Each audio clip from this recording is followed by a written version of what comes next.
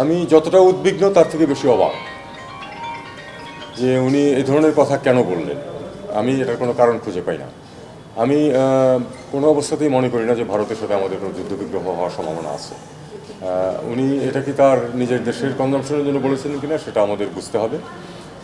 আর উনি যেভাবে বলেছেন এটা বিটিং অ্যারাউন্ড দ্য বুশ অনেকটা, কারণ ইউক্রাইনের যুদ্ধের কারণে তো ভারতের যুদ্ধ প্রস্তুতির আমি কোনো প্রয়োজন দেখি না, বা হামাসের সাথে যে সমস্যা হচ্ছে তাতে করেই বা ভারতের অন্ততপক্ষে এখানে কি সম্পর্ক।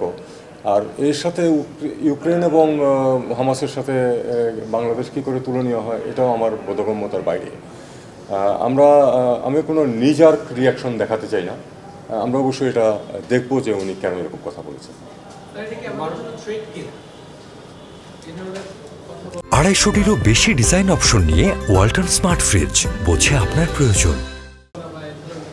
আমি এখনও মনে করি যে এটা উনি তার নিজস্ব অভ্যন্তরীণ কনজামশনের জন্য বলেছেন। কাজেই আমি কোনো স্পেকুলেট করতে চাই না। সেটা হলো যে আমি এই মুহূর্তে এই সম্বন্ধে কিছু বলতে চাই না, কারণ আমি বললাম যে এটুকু যোগাযোগ হয়েছে ওটুকু যোগাযোগ হয়েছে, এটা বরং রাখুন।